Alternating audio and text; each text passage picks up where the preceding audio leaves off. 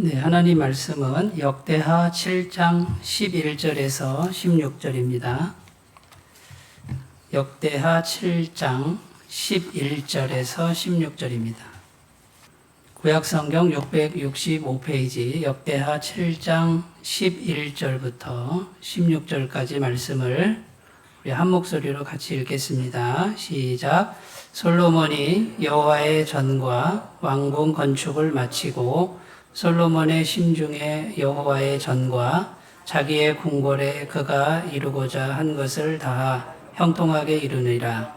밤에 여호와께서 솔로몬에게 나타나사 그에게 이르시되 내가 이미 내 기도를 듣고 이곳을 택하여 내게 제사하는 성전을 삼았으니 혹 내가 하늘을 닫고 비를 내리지 아니하거나 혹 메뚜기들에게 토산을 먹게 하거나 혹 전염병이 내 백성 가운데에 유행하게 할 때에 내 이름으로 일컫는 내 백성이 그들의 악한 길에서 떠나 스스로 낮추고 기도하여 내 얼굴을 찾으면 내가 하늘에서 듣고 그들의 죄를 사하고 그들의 땅을 고칠지라. 이제 이곳에서 하는 기도에 내가 눈을 들고 귀를 기울이리니 이는 내가 이미 이 성전을 택하고 거룩하게 하여 내 이름을 여기에 영원히 있게 하였음이라. 내 눈과 내 마음이 항상 여기에 있으리라. 아멘. 네, 오늘 말씀의 제목을 진실된 기도가 나라를 살린다, 이런 제목으로 함께 은혜를 나누겠습니다. 오늘은 광복절입니다. 1945년 8월 15일 날 우리나라가 일본의 식민지에서 해방된 날이죠. 너무나 감격스러운 날입니다.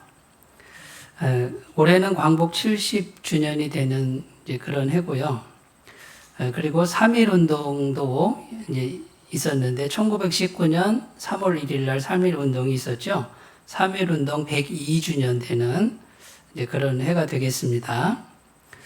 그래서 이제 광복절을 우리가 맞이하는데 이 광복절 그리고 3.1절 이런 절기를 우리는 아주 중요하게 여기고 그리고 이것은 국가적으로 대대로 지켜야 할 그런 날이라고 할 수 있습니다. 나라를 잃었다라고 하는 것이 얼마나 큰 아픔인지 이런 부분을 우리가 이제 광복절이나 3.1절 될 때마다 우리가 깊이 생각해야만, 그것을 잊지 말고 간직해야만 우리는 또다시 나라를 빼앗기지 않는, 또다시 나라를 빼앗기는 이런 잘못을 안 하게 되는 것이죠. 여러분, 일본의 식민지 상태에 있을 때 다 빼앗겼습니다. 뭐 쌀이든 철이든 돈이든 다 뺏어갑니다. 정말 가난한 때도 그냥 싹싹 긁어가는 거죠. 물건만 빼앗아가는 게 아니라 사람도 빼앗아갑니다. 우리의 자녀들을 다 그냥 다 데려갑니다. 남자는 군인으로 데려가고 여자는 위안부로 데려가고 또 신앙까지 다 빼앗겨 버립니다. 그런데 여러분, 광복을 맞이했다는 거예요. 나라를 찾았다라는 거예요. 이게 얼마나 감격스러운 날입니까? 그러니까 이 날을 우리는 꼭 기억해서 국가적으로 지켜야 될 줄로 믿습니다. 그런데 우리 신앙인들은 하나님께 감사해야 됩니다. 하나님께. 하나님, 우리나라를 해방시켜 주신 주님의 은혜, 우리가 어찌 있겠습니까? 이 날은 꼭 지키고, 이 날은 꼭 기념해서 대대로 우리나라가 일본의 식민지였다, 다 빼앗긴 적이 있었다라는 것을 후손들에게 이걸 전해야 될 책임이 우리에게 있는 줄로 믿습니다. 그런데 안타까운 게 뭡니까? 젊은 세대로 갈수록 이 광복절이라는 이 날을 깊이 생각하지 않는 경향이 있는 것 같습니다. 그냥 휴일 하나, 뭐 국경일 하나 이렇게 생각하는 이제 이런 흐름들을 봤을 때 참 안타깝죠. 이날은 그렇게 지켜서는 안 되고요. 정말 깊이 생각하고 철저히 지켜야 되고 우리 이제 기성세대들이 젊은 세대들한테 이거를 잘 전수해야만 우리가 다시 나라를 빼앗기지 않는 이런 은혜를 우리가 이제 지킬 수 있게 될 줄로 믿습니다. 그 성경에 보면요, 이 광복절하고 비슷한 날이 있어요. 출애굽기에 보면 유월절이라고 하는 그런 절기가 있는데, 이 유월절은요, 이스라엘 백성이 애굽이란 나라, 이집트에 430년이나 식민지 상태죠. 노예 상태로 그렇게 막 억압받고 고통받는 그때에 하나님께서 모세라고 하는 위대한 지도자죠. 신실한 종을 보내서 이스라엘 백성을 애굽에서 구원해낸 날이 유월절입니다. 엄청난 기적을 행하시고 마지막에 이제 장자를 다 죽이는 그런 재앙을 내리실 때 하나님이 말씀하셨죠. 어린 양을 잡아서 그 피를 문에다가 발라놓으면, 그 피를 문에다 발라놓으면 죽음의 사자가 장자를 죽이려고 딱 들어가다가 그 피만 보면 넘어간다, 그 말이에요. 그 집에 들어가지 않고. 그런데 이스라엘 백성들은 다 피를 발랐습니다. 말씀에 순종해서 피를 발라놓으니까 죽음의 사자가 이스라엘 백성 집에는 안 들어가고, 애굽 사람들은 말을 안 들었습니다. 하나님 말씀 순종하지 않고 피를 바르지 않았죠. 그리고 그 집에 들어가서 장자를 다 죽이는 거예요. 짐승의 장자까지 다 죽이는 거죠. 이렇게 큰 재앙을 내리시고 구원해 낸 그날이 바로 유월절입니다. 이 유월이라고 하는 것은 넘어갔다 이런 뜻이에요. 죽음의 사자가 피를 보고 넘어갔다. 그리고 오늘 265장 찬송 불렀잖아요. 내가 그 피를 볼 때에 내가 널 넘어서 가리라. 그러니까 유월절 말씀을 가지고 265장 찬송을 만든 거죠. 그래서 이 유월절 그 큰 은혜로 이스라엘 백성들을 애굽의 노예 생활에서 구원해 내신 그날이 유월절인데, 말하자면 오늘 우리 광복절하고 영적으로 의미가 같은 날이에요. 하나님이 구원해 내신 날이라 그 말이에요. 그리고 구원해 내신 후에 하나님이 당부 말씀을 주시는데, 성경에 보면요, 정말 하나님이 간곡하게 명령하시는 게 뭐냐면, 이 유월절을 한 번만 지켜라 그게 아니고 대대로 지켜라. 후손들에게 이 유월절, 이 절기를 계속 지키게 하고 유월절에 대해서 잘 설명을 해야 된다. 인간적으로 표현해서 신신당부하는 내용이 성경에 아주 많이 기록되어 있습니다. 출애굽기 12장 13절 14절 내가 애굽 땅을 칠 때에 그 피가 너희가 사는 집에 있어서 너희를 위하여 표적이 될지라. 내가 피를 볼 때에 너희를 넘어가리니 재앙이 너희에게 내려 멸하지 아니하리라. 너희는 이 날을 기념하여 여호와의 절기를 삼아 영원한 규례로 대대로 지킬지니라. 이 하나님이 말씀하신 거예요. 그러니까 6월절이라는 날을 한 번 지키고 잊어버리면 안 된다 그 말이에요. 대대로 영원히 지켜야 된다. 왜 이렇게 말씀하셨을까요? 이 날을 꼭 기억하고 이 날에 대한 의미를 제대로 알아야 다시 애굽의 노예처럼 팔려가지 않고 나라를 잃어버리는 이런 일은 없을 것이다. 이것이 하나님이 지금 모세를 통해 말씀하시는 거예요. 출애굽기 12장 42절에도 나옵니다. 이 밤은 그들을 애굽 땅에서 인도하여 내심으로 말미암아 여호와 앞에 지킬 것이니 이는 여호와의 밤이라. 이스라엘 자손이 다 대대로 지킬 것이니라. 또 말씀하시죠. 출애굽기 23장 14절 15절입니다. 너는 매번 세 번 내게 절기를 지킬 것이니라. 너는 무교병의 절기를 지키라. 이 무교병의 절기가 6월절이에요. 내가 내게 명령한 대로 아비벌에 정한 때에 이래 동안 무교병을 먹을지니 이는 그 달에 내가 애굽에서 나왔음이라. 빈손으로 내 앞에 나오지 말지니라. 그러니까 매년 3번 절기를 지키는데 그 중에 6월절이 들어가는 거예요. 그 6월절이 유월절을 매년 지켜야 된다, 매년. 이외에도 많습니다. 유월절을 지키라는 말씀이 구약 성경에 굉장히 많습니다. 하나님이 신신당부하는 거예요. 신신당부. 잊어버리지 마라 그 말이에요. 그런데요, 성경을 보시면 안타깝게도 이스라엘은요, 또다시 나라를 빼앗깁니다. 수도 없이 나라를 빼앗깁니다. 계속 반복되는 이야기가 구약 성경 이야기입니다. 왜 빼앗겼을까요? 유월절을 잊어버린 거예요. 절기를 잊어버린 거예요. 이 절기를 잊어버렸다 이 말은 하나님을 잊어버렸다 그 말이에요. 하나님 은혜를 잊어버렸다 그 말이에요.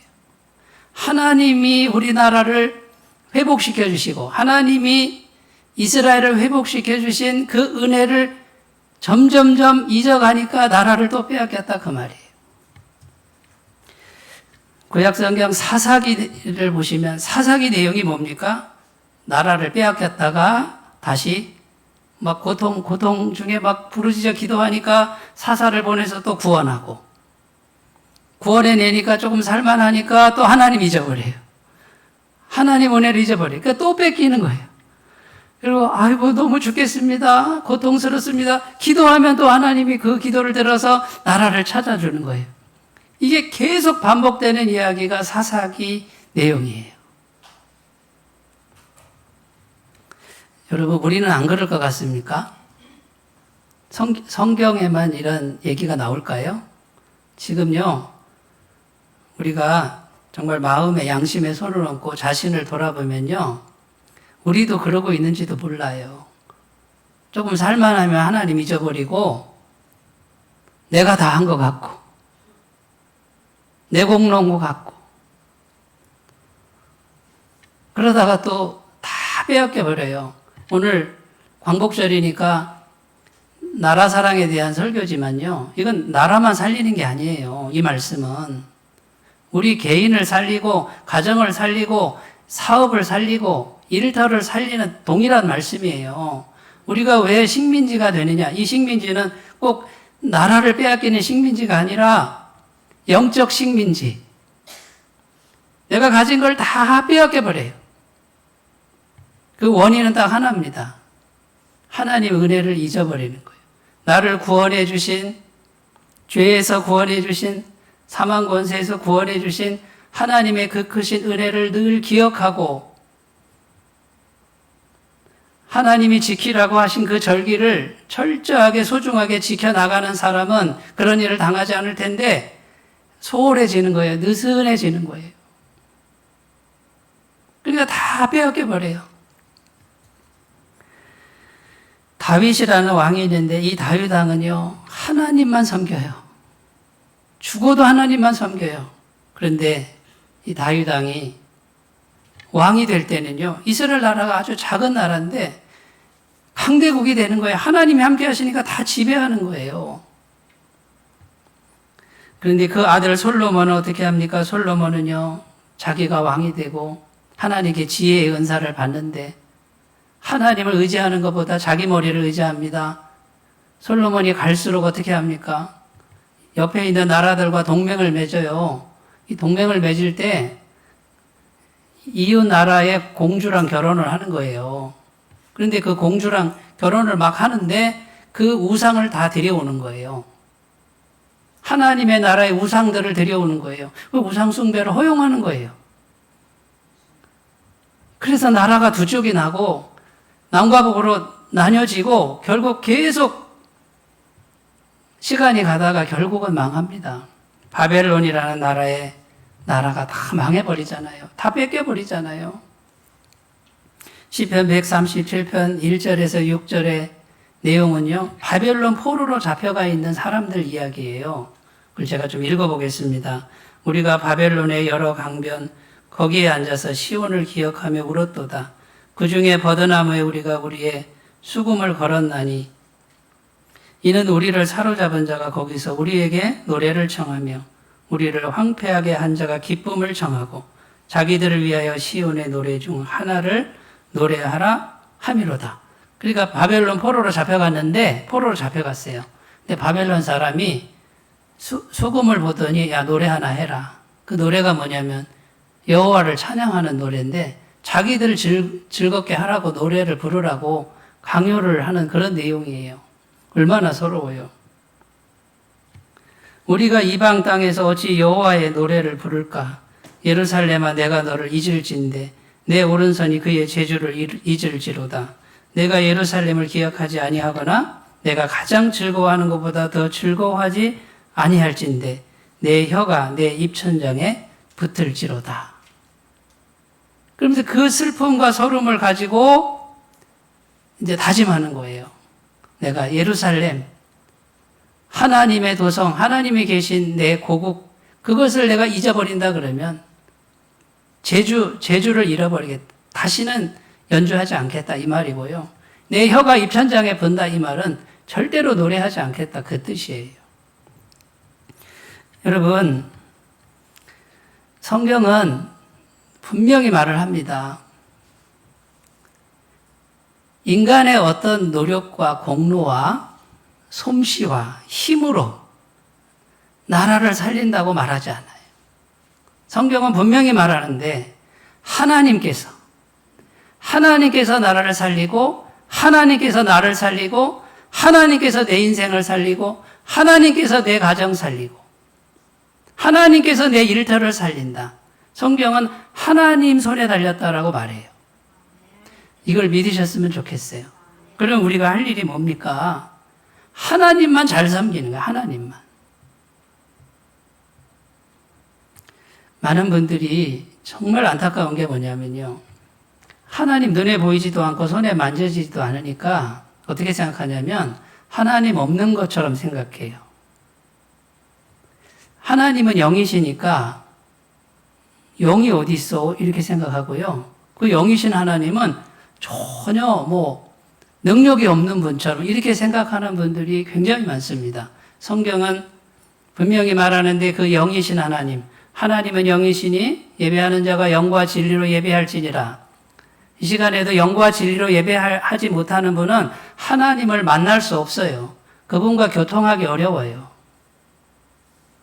그런데 그 전능하신 하나님은 전능하시다. 성경은 이렇게 말해요. 전능하사 천지를 만드신 하나님 아버지를 내가 믿사오며. 여러분 믿습니까?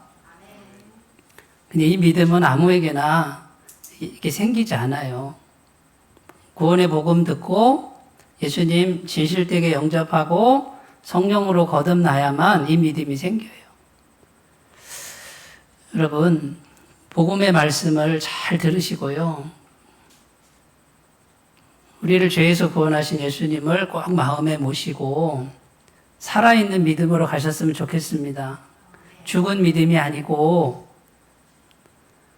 보이지 않는 하나님, 만져지지 않는 하나님이 전능하신 분이다.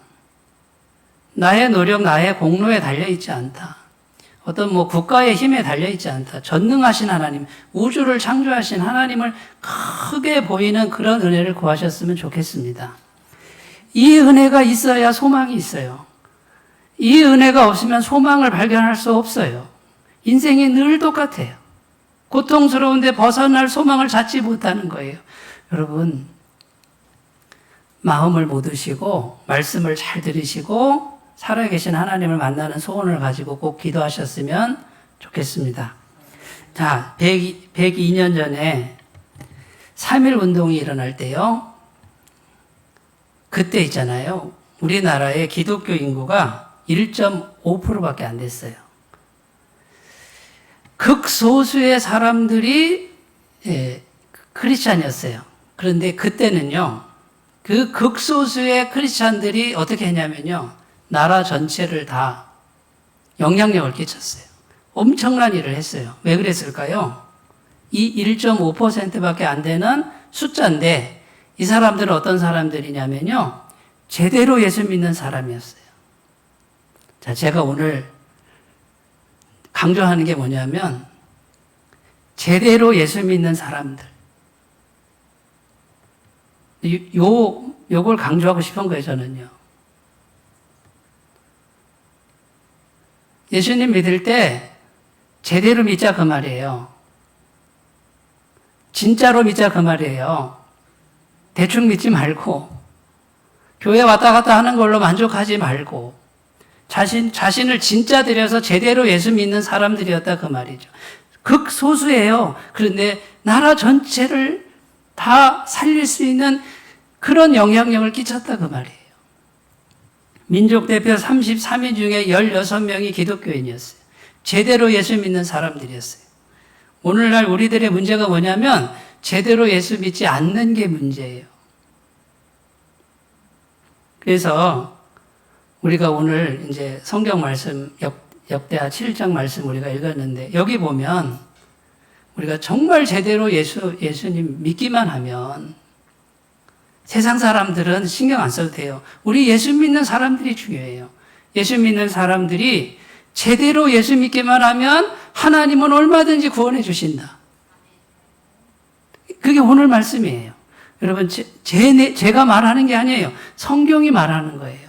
그래서 세상 사람들은 하나님 알지도 못해요. 세상적으로 살 수밖에 없어요. 그러니까 우리 예수 믿는 사람들이 오늘 말씀을 우리가 제대로 적용을 하고 마음의 결심을 하고 이제 느슨하게 믿었던 거, 대충 믿었던 거 이런 거는 이제 청산해버리고 말씀대로 제대로 예수 믿자.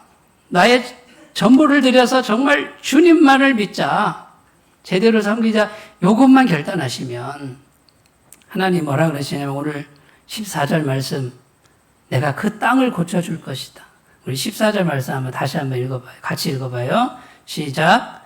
내 이름으로 일컫는 내 백성이 그들의 악한 길에서 떠나 스스로 낮추고 기도하여 내 얼굴을 찾으면 내가 하늘에서 듣고 그들의 죄를 사하고 그들의 땅을 고칠지라.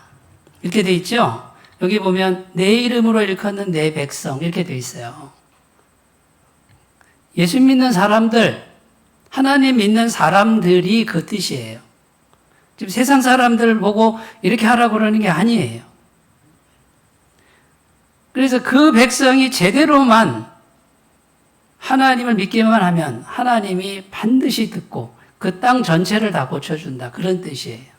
자, 그러면 13절도 한번 읽어봐요. 13절 시작. 혹 내가 하늘을 닫고 비를 내리지 아니하거나 혹 메뚜기들에게 토산을 먹게 하거나 혹 전염병이 내 백성 가운데 유행하게 할 때에 여기 보시면 비가 안 오는 거 비 내리게 해준다 그 말이에요. 그 다음에 메뚜기들이 와서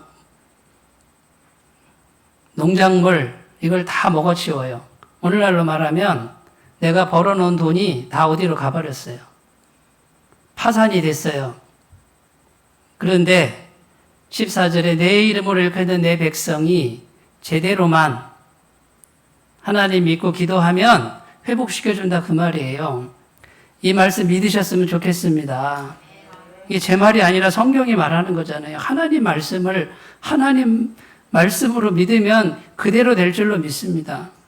그 다음에 세 번째 전염병이 올 때 이렇게 돼 있죠? 지금 전염병 왔습니까? 안 왔습니까? 왔잖아요. 계속되잖아요. 더 확산되잖아요. 그때에도 예수 믿는 사람들이, 신앙인들이 제대로 하나님 믿고 제대로 신앙생활하면 그 땅을 고쳐준다 그 말이에요. 그러니까 우리 예수 믿는 사람들이 자신을 돌아봐야 돼요. 자신을. 나 자신을 돌아봐야 돼요. 내가 지금 예수 믿고 있는 이 모습이 정말 하나님 모시기에 제대로 믿고 있는지. 그래서 오늘 말씀을 통해서 우리가 이제 하나하나 몇 가지만 좀 살펴보겠습니다. 그래서 이때 3.1운동 일어날 때 이때에 극소수지만 1.5%밖에 되지 않는 신앙인들이 제대로 예수 믿었다 이 말이에요. 이것을 이제 역사학자들은 왜 이 사람들이 이렇게 제대로 예수 믿는 사람들이 됐을까 찾아보니까 1907년 평양 대부흥운동 거기서 뿌리를 찾는 거예요. 평양 대부흥운동인데요. 하나님 말씀을 들은 거예요. 말씀 사경회예요. 근데 이 사람들이 하나님 말씀을 듣는데 어떻게 됐냐면 말씀을 그대로 듣는 거예요. 말씀을 변개치 않아요. 하나님 말씀이면 그대로 딱 듣고 그대로 순종하는 거예요. 그래서 어떤 역사가 일어났냐면요. 바람직하지 못한 직업을 가졌어요. 그러면요, 그 말씀 듣고 회개하는데 하루아침에 문 닫아버려요. 그게 회개예요. 어떻게 먹고 살아요? 굶어 죽어도 문 닫아버리는 거예요. 평양 대부흥운동, 이때 말씀 사경에 말씀 듣고 회개한 사람들은 진짜 회개를 한 거예요. 돈을 떼어먹었어요. 근데 그게 생각이 났어요. 오리가 되든 심리가 되든요, 산을 넘고 물을 건너 가서요, 그 돈을 갚고 와요. 자기가 잘못한 게 있으면요, 말씀 듣고 회개하는데 진짜로 회개하는 거예요.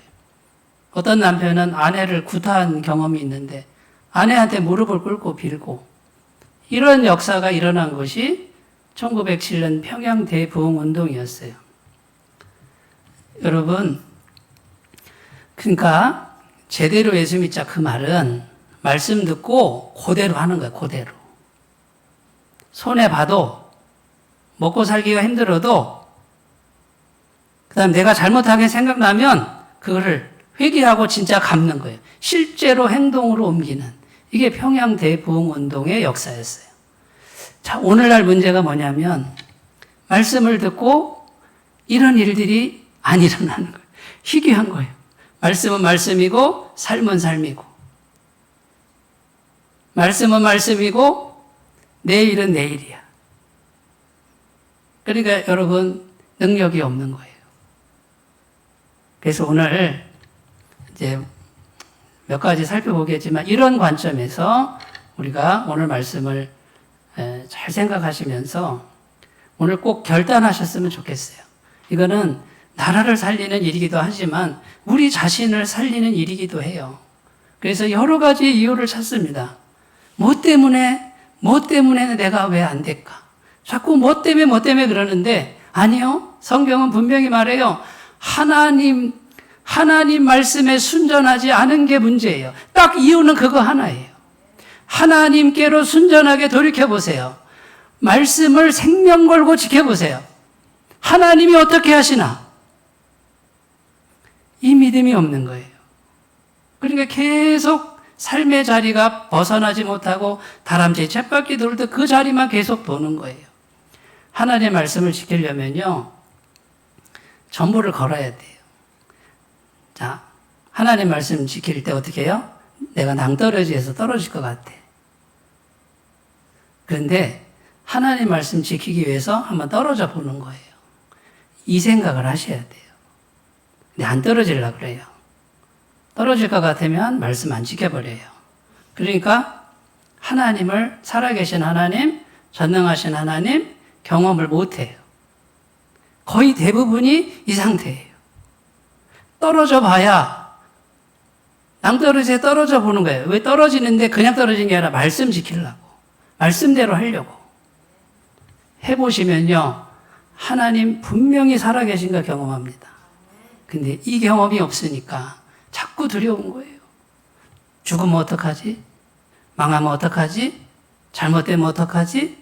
마귀는 계속 우리에게 불안과 두려움을, 그래서 못 떨어지게 해요.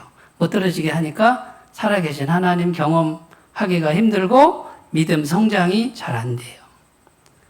머리로는 들었어요.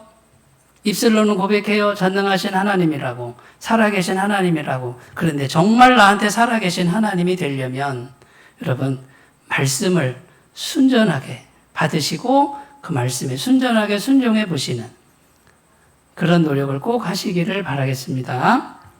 자, 이제 오늘 14절 말씀을 중심으로 이제 세 가지 정도만 이제 살펴보겠는데, 자, 그러면 우리가 어떻게 해야 되느냐? 첫 번째, 성전에서 기도하라 이렇게 되어 있습니다.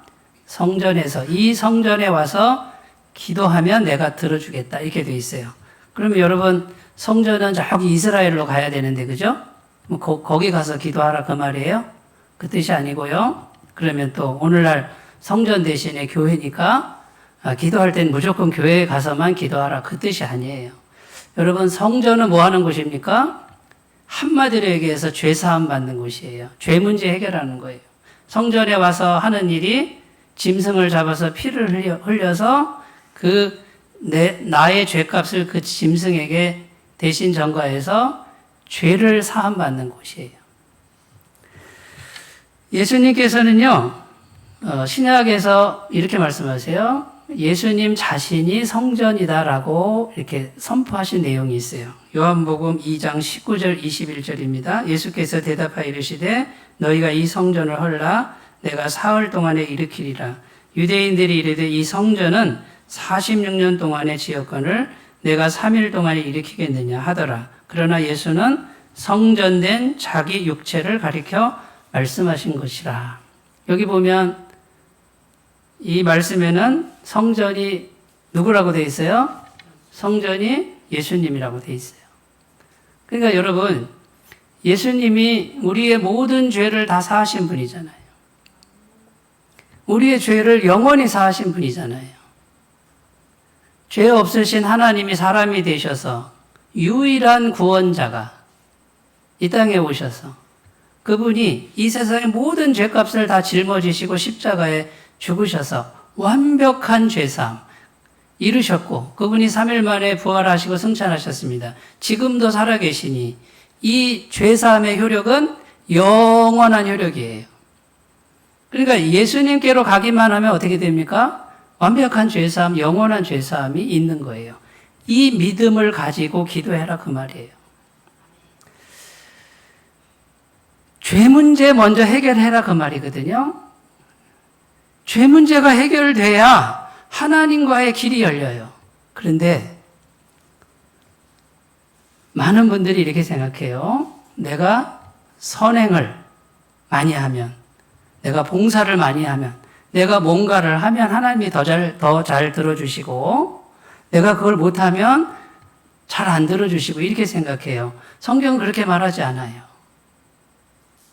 죄 문제는 예수님 안에만 있어요.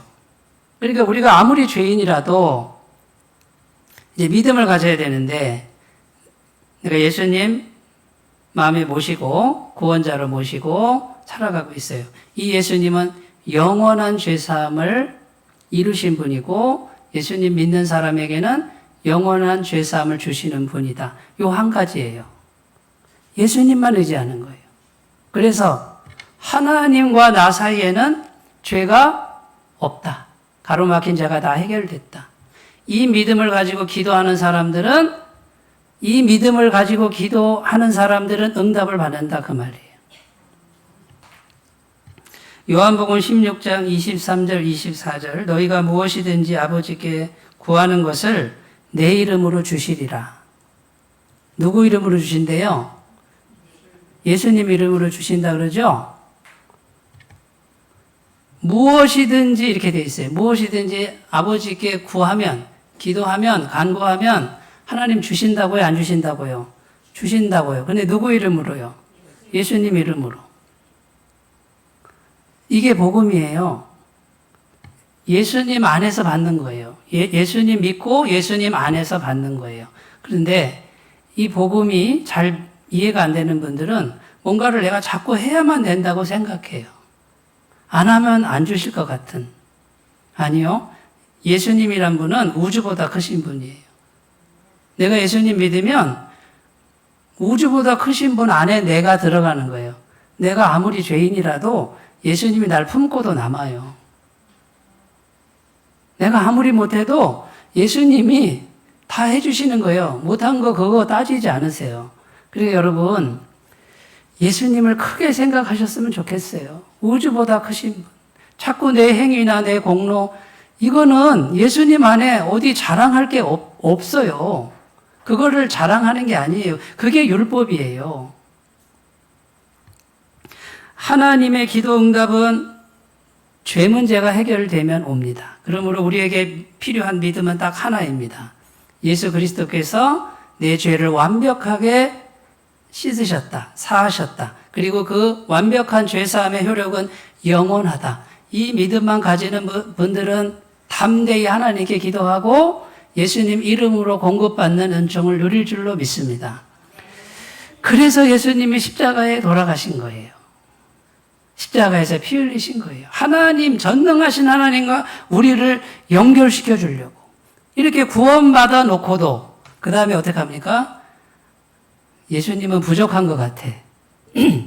뭔가 좀 부족한 것 같아. 그래서 내가 막 열심히 해야만 하나님이 뭔가 응답하실 것 같은. 이거는 그 사람 생각이지 성경이 말하는 게 아니에요. 하나님의 마음도 아니란 말이에요. 요한복음 16장 24절 지금까지는 너희가 내 이름으로 아무것도 구하지 아니하였으나 구하라 그리하면 받으리니 너희 기쁨이 충만하리라. 여러분 이 말씀을 꼭 믿으시기 바라겠습니다. 마귀는 어떻게든지요 죄 문제를 비껴가도록 자꾸 역사해요.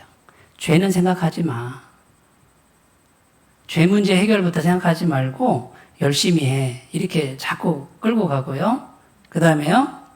마귀가 예수님께 유혹했죠. 십자가에서 이제 죽으러 가시는데 마귀가 뭐라 그래요? 그 십자가의 길 가지 마. 내가 세상 모든 걸 다 줄게. 나한테 절 한 번만 해라. 마태복음 4장 8절에서 10절 말씀입니다. 마귀가 또 그를 데리고 지극히 높은 산으로 가서 천하만국과 그 영광을 보이려되 만일 내게 엎드려 경배하면 이 모든 것을 내게 주리라. 이에 예수께서 말씀하시되 사탄아 물러가라.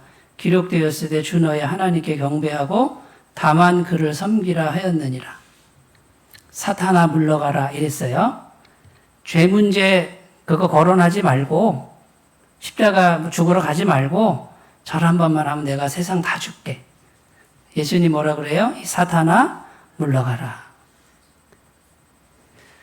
하나님과 우리 사이에 이 죄 문제 이거부터 해결하셔야 돼요. 이게 해결이 안 되면 하나님의 응답 못 받는다고 생각하셔야 돼요. 예수님께서 제자들에게 내가 이제 예루살렘에 올라가면 고난받고 십자가에 못 박혀 죽을 것이다. 3일 만에 부활할 것이다. 그러니까 제자들이 놀랐어요. 제자들은 그때까지만 해도요, 예수님이 십자가에 죽을 거라는 생각을 못 했어요. 예수님이 이스라엘 나라에 정부를 세워가지고 현실적 왕이 돼서 빵과 떡을 주는 거예요. 포도주를 주고 먹을 걸 주고. 제자들뿐만 아니라 모든 사람들이 뭘 원하느냐면요, 죄 문제 복잡한 거 얘기하지 말고 현실적인 걸 달란 말이야. 그거예요. 빵을 줘, 돈을 줘, 양식을 줘. 이게 모든 사람들이 바라는 거예요. 지금 많은 신앙인들이 그러고 있어요. 죄 문제 해결할 생각은 안 하고요. 현실적인 뭔가를 주는 하나님을 찾는 경우가 얼마나 많은지 몰라요. 그런데 주님이 뭐라 그래요? 베드로가 딱 서가지고 주님 절대로 안 됩니다. 주님이 왜 죽습니까? 죽으면 안 됩니다. 이게 무슨 말이에요? 지금 곤란하죠. 주님이 내가 지금 주님 이 나라의 왕이 될 줄 알고 전부를 걸고 쫓아왔는데 죽는다. 그럼 나는 뭐가 됩니까? 그 뜻이에요. 딱 가로막고 안 됩니다. 그러니까 예수님 뭐라 그래요? 사탄아 내 뒤로 물러가라. 이렇게 돼 있어요. 자기 제자한테 이 사탄아, 베드로한테 한 말이 아니죠. 베드로 속에 있는 사단의 생각이죠. 이 세상 다 줄 테니까 죄 문제만 말하지 마. 그거 건드리지 마.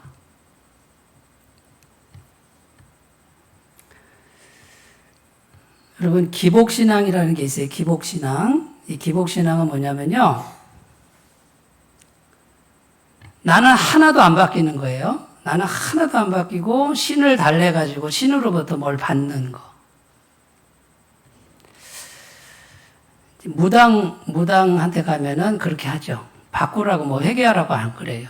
복채만 많이 내면 우리 신이 와서 이제 원하는 걸 해준다. 이렇게 말하는 게 무당신앙이죠. 미신이에요. 아주 그냥 수준 낮은 신앙이죠. 그런데 여러분,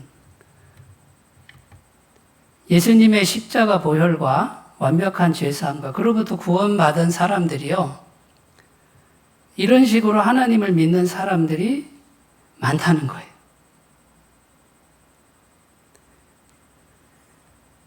내가 바뀔 생각은 안 해요. 내 속에 있는 죄로 물든 내 자아와 내 영혼, 여기에 대한 고민을 하지 않아요. 그리고 이건 그냥 두고 바깥에 거 현실 것만 이걸 하나님께 달라 그래요. 이런 기도가 기복적 기도라 그래요. 이런 기도는 안 하는 게 좋아요. 그러나 성경은 기도하라고 돼 있어요. 쉬지 말고 기도하라.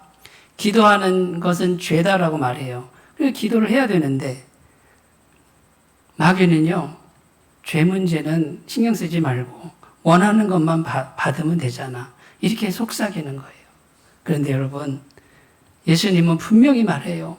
죄 문제부터 해결해야 돼. 그런데 여러분, 우리가 죄 문제 어떻게 해결해요? 우리는 못한다 그 말이에요. 그러니까 오직 예수님, 그분이 내 마음의 주인이에요. 우리 예수님만 의지하는 거예요.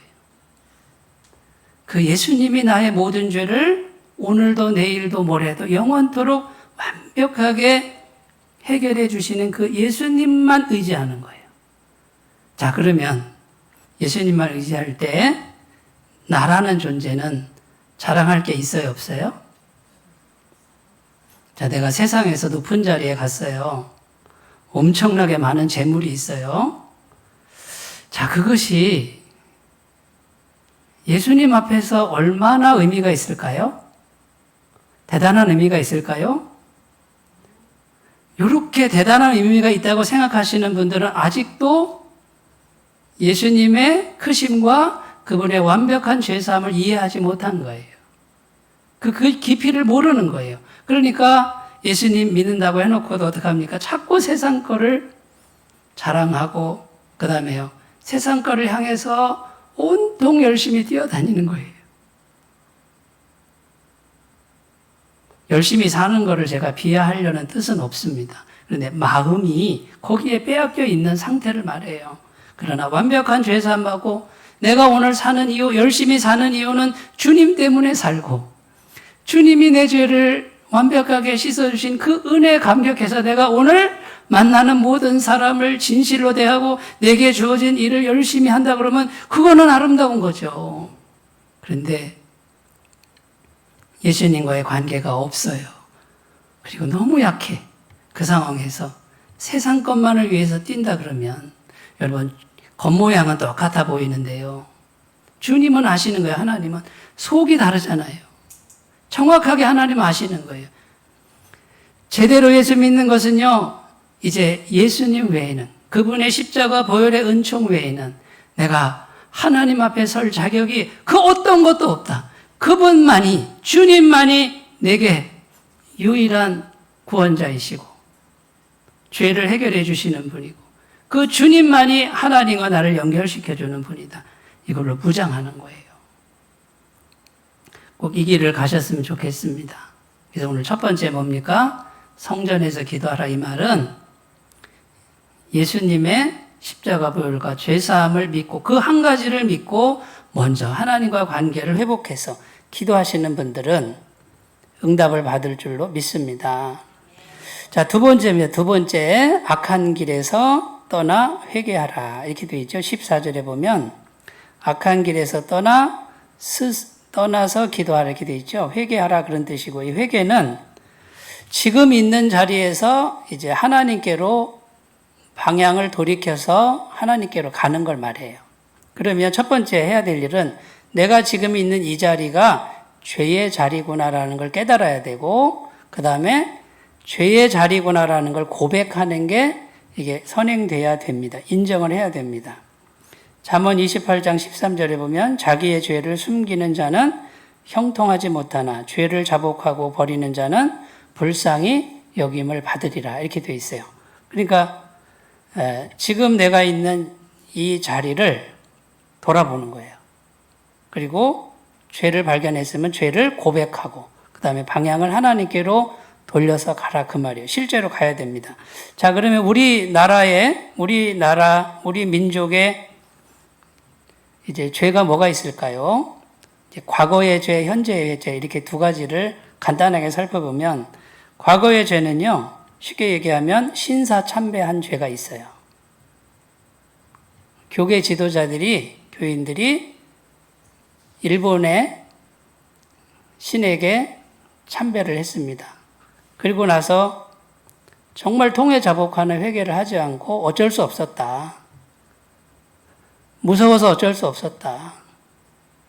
우리도 살아야 뭐 복음을 전할 거 아니냐. 이렇게 막 합리화한 죄들이 있다라는 거예요. 이걸 분명하게 인정하라 그 말이죠. 일단 인정해 놓고 그 다음에 하나님께로 가면 용서함을 받잖아요. 두 번째는 우리나라에 남북전쟁이 일어났는데 어쩔 수 없는 현실이지만 어쨌든 우리 마음에 동족을 미워하고 증오한 죄가 있어요. 이걸 회개하자 그 말이에요. 이런 것들이 과거의 죄라고 할 수 있습니다. 자, 그러면 현재의 죄들은 어떤 것이 있을까요? 첫 번째는요, 교회 내 분쟁의 죄가 있어요. 제가 아는 어떤 교단에 총회가 있는데 아주 큰 교단이에요. 전국의 교회가 10,000개가 되는데 그 총회 재판 건수 있잖아요. 재산 싸움하고 막 이런 재판 건수가 수천 건이에요. 그게 현재 올라와 있는 거예요. 수백 건도 아니에요. 수천 건이에요. 교회 예수 믿는 사람끼리 싸우는 거예요. 그러면 그 총회에 올릴 정도면 누가 싸우겠어요? 목사님하고 장로님이 싸우는 거예요. 교회 지도자들이. 그 싸우는 모습을 보고 성도님들은 교회를 떠납니다. 신앙을 떠나는 사람도 있어요. 성경 말씀에 실족해 하는 자는 연자맷돌을 메고 바다에 던지는 것보다 더 혹독한 심판을 받는다고 돼 있죠. 차라리 그게 낫다고 돼 있단 말이에요. 그런데 교회 지도자들이 이렇게 싸워요. 교회에서. 그 이유를 보면요. 물질 때문에 싸우고요. 그 다음에 헤게모니 싸움이에요. 주도권 싸움이에요. 근데 그게 수천 건이래요. 우리가 회개해야 됩니다. 갈라디아서 5장 19절에 21절 이걸 육체의 일이라고 표현해요. 육체의 일은 분명하니 곧 음행과 더러운 것과 호색과 우상 숭배와 주술과 원수 맺는 것과 분쟁과 시기와 분냉과 당짓는 것과 분열함과 이단과 투기와 술 취함과 방탕함이라 또 그와 같은 것들이라 전에 너희에게 경계한 것 같이 경계하노니 이런 일을 하는 자들은 하나님의 나라를 유업으로 받지 못할 것이요. 이렇게 되어 있습니다. 그런데 천국에 못 들어간다 그 말인데 그걸 하고 있어요. 그게 제가 아는 교단만 수천 건이에요. 교단이 얼마나 많아요. 두 번째, 자녀들을 우상 숭배자로 만든 죄가 있습니다. 이게 무슨 말이냐면 자녀들에게 신앙을 교육하는데 어떻게 교육하냐면 교회보다 세상이 급하다. 더 중요하다. 예배보다 학원이 더 중요하다. 하나님 믿는 것보다 돈 버는 게 더 중요하다. 애들이요, 교회를 안 나와요. 제가 아는 교단 10,000개 교회 중에 4,500개 교회가 주일학교 문 닫았습니다. 물론 인구가 감소한 것도 있지만요. 50%가 주일학교 없어져 버렸어요. 청년부 80%가 없어져 버렸어요. 애들이 있는데 교회를 안 와요. 왜 안 오는지 아세요? 부모가 보여주는 거예요. 부모가 보니까 교회보다 하나님보다 세상이 더 중요한 거를 애들이 다 보는데 교회 가겠어요? 자녀를 우상숭배자로 만든 죄가 지금 현재의 죄예요. 세 번째는 물질주의를 맹종한 죄예요. 물질 자체가 나쁜 거 아니에요. 제가 말하는 건 물질주의를 말하는 거예요. 물질이 최고다 이거예요. 예수님께서는 마태복음에서 하나님과 재물을 겸하여 섬길 수 없다. 분명히 말씀하셨어요. 물질주의는요. 물질이 하나님과 같은 자리에 있는 걸 말해요. 이 땅에서 잘 먹고 잘 살면 그것이 최고의 축복이다라고 생각하는 거. 이게 물질주의예요. 물질이 많으면 최고니까 나누지를 못해요. 많이 쌓는 게 최고다. 이게 물질주의예요. 내가 잘 돼야 되니까 남을 눌러야 되고 경쟁해서 내가 이겨야 되고. 이게 물질주의의 사고방식이에요. 여러분, 이런 것들을 우리가 회개해야 된다. 말로만 하는 게 아니고 이걸 내려놔야 되는데 이게 쉽겠어요? 어렵겠어요? 굉장히 어렵겠죠. 그죠? 그런데 여러분 말씀대로 해보라 그 말이에요. 말씀대로. 한번 놔보라 그 말이에요. 놓고 하나님과 관계 회복하고 그분의 말씀대로만 해보세요. 하나님 살아 계셔요. 전능하신 분이에요. 그분이 공급하신단 말이에요. 새로운 길을 여시는 거예요. 이걸 경험해야 믿음이 자라나요. 근데 이거를 못 놓으니까 믿음이 자라나지 않는, 계속 그 자리만 맴도는 안타까운 일들이 생긴다라는 것입니다. 자, 마지막 세 번째입니다. 스스로 낮추고 기도하라. 14절에 보면 스스로 낮추고 기도하라. 자, 이 낮추다라는 뜻은 전쟁에서 패배해서 굴복하다 이런 뜻이에요. 그러니까 전쟁에서 졌으니까 완전히 굴복한 상태를 말하는데 스스로 낮춰라 이런 뜻이에요. 그러니까 져서 비굴하게 굴복하는 게 아니라 스스로 하나님 앞에 완전히 굴복한 상태, 그런 마음으로 하나님께 기도하라 그런 뜻이에요. 다른 말로 온유함이라는 단어를 쓸 수 있습니다. 이 온유함은 하나님께 잘 길들여진 상태를 말합니다.